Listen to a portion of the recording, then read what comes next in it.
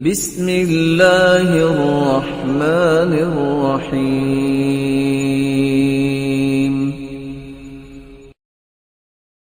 یہ جو میرا آج تصور بن گیا ہے، بس جی بچے ہیں تو کیا کہنا ہے۔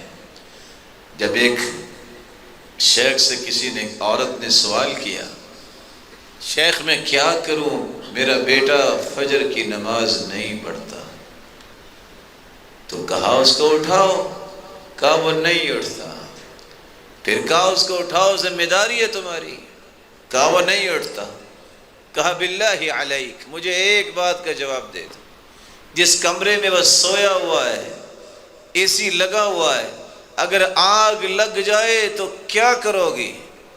قالت اجرہ، میں اسے کھینچ کے بھی نکالوں گی تاکہ اسے آگ نہ لگ جائے۔ کہا دنیا کی آگ سے بچانے کے لیے تم کھینچ کے بھی اسے نکالو گی تو جہنم کی آگ سے بچانے کا تمہیں کوئی بھی خیال نہیں۔ یہ اولادیں نعمتیں ہیں، یہ نعمت اس وقت بنتی ہے جب میرے اور آپ کے جانے کے بعد ہاتھ اٹھا کے دعائیں کریں گے۔ ہم اس کو پروجیکٹ سمجھتے ہی نہیں ہیں۔ دنیا کا سب سے ہیوج پروجیکٹ جو ہے وہ نیک اولاد ہے۔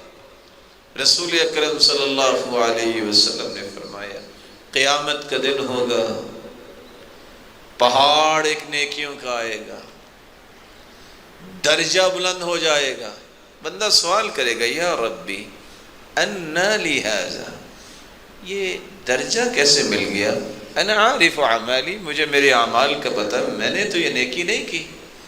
جواب ملے گا باستغفار ولدک لک، اور میرے بندے تیری اولاد نے استغفار کیا اور دعائیں کی جس وجہ سے تیرے درجات کو بلند کر دیا گیا۔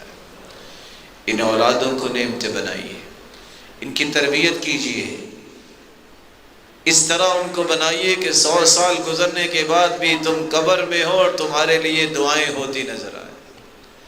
آج کتنے لوگ ہیں، یہ امام احمد بن حنبل دیکھیے، یہ امام ابن تیمیہ دیکھیے، یہ امام بخاری دیکھیے، یہ امام ابن القیم دیکھیے، ان لوگوں کے نام ہر وقت لوگ لیتے ہیں اور دعائیں کرتے ہیں، رحمہ اللہ رحمہ اللہ۔ مجھے ایک 100 سال کی تو پلاننگ کرنی چاہیے کہ میں اگر نمازی ہوں، اللہ کی توحید کو خالص کرنے والا ہوں اور نیکیوں کی رغبت رکھنے والا ہوں تو 100 سال تک میری نسل میں یہ چیزیں باقی رہنی چاہیے۔